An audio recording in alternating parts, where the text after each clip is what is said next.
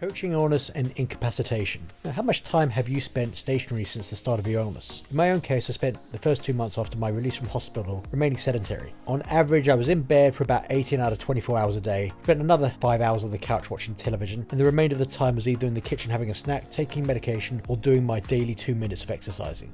Many others have gone through something similar. Chronic pain, fatigue, and weakness will slow you down and reduce your mobility at best. It will usually result in you being laid up for extended periods of time. Sometimes, bed becomes your only option in order to avoid bright lights or loud noises. However, keep in mind that long hours in bed can trigger a further downward spiral both physically and psychologically. Physically speaking, your muscles atrophy if you do not utilize them. Consequently, they become weaker and you'll find it harder to move. In conjunction with that, inactivity will take its toll on your endurance levels. Simple movements are likely to leave you out of breath. Psychologically, life can seem very empty during the long hours staring at the ceilings or watching daytime TV. You may end up feeling like you've lost your purpose. This too can make motivation and recovery more of an uphill struggle. We have several more ideas we would like to share with you. Before doing so though, we ask if you could support this channel by clicking on the subscribe button and hitting the notification bell. This will ensure that the channel gets boosted in the YouTube algorithm and more people will be able to access the information. Now, back to the remaining ideas and suggestions. The good news is though that making some easy to manage moderate adjustments can put you back on an upward trajectory. There are ways to handle incapacitation. Here's what we recommend. Number 1, forgive yourself. The last thing you want to do is beat yourself up for needing to rest. This is likely to lead you down a path of further despair. Instead, forgive yourself for not being physically capable and perfect. Number 2, strengths identification. Remind yourself of strengths you still possess. Your intelligence, your resilience, and your ability to plan may be some of those examples. This will help you with your confidence and optimism, which are vital to retain in the road ahead. Number 3 is savouring. Now, we've talked about this before. You may be laid up, but there is still a lot that you can enjoy. In fact, being stationary will give you a greater opportunity to pause and fully savour things. During the months I spent in bed, I would often watch television or listen to music. Immersing myself in laughter and music elevated my spirits. Similar enjoyments will do the same for you.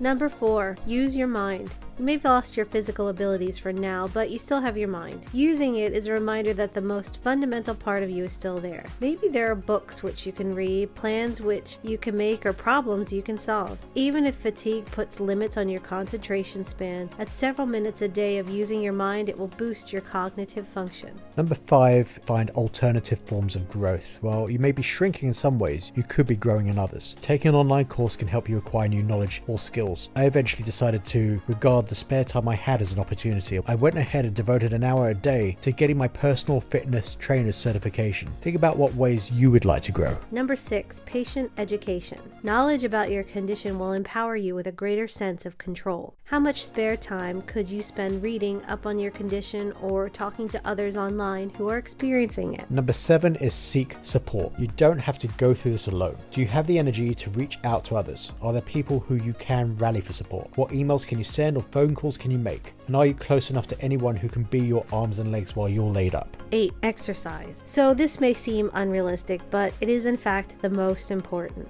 Rebuilding your strength and energy is paramount to improving your ability to function. The good news is that you don't necessarily have to do very much. Start small and gradually expand your limits. A 2-minute walk will increase your leg strength and stamina so that at some point you can go for a 30-minute walk. 2 minutes a day of strength building exercises with a light resistance is enough to begin rebuilding your muscles and help you slowly recover your previous abilities. Keep the exercises short, manageable, but consistently progressive. Finally, number 9, set realistic goals. Setting and achieving small goals will keep you moving in the right direction. Setting a larger goal will give you purpose and motivation. Do it for both your body and mind, but keep it realistic.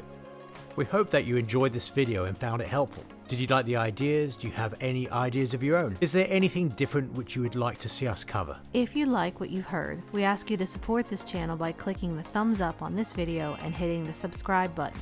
Please also use the share button to pass this information around to anyone who may benefit from it. Check out the written blog version of this video by clicking the link below and visiting our website. You can also find us on Facebook, Instagram and Twitter under Empower Illness Coaching. To find out more about who we are, feel free to visit the video about our illness journey.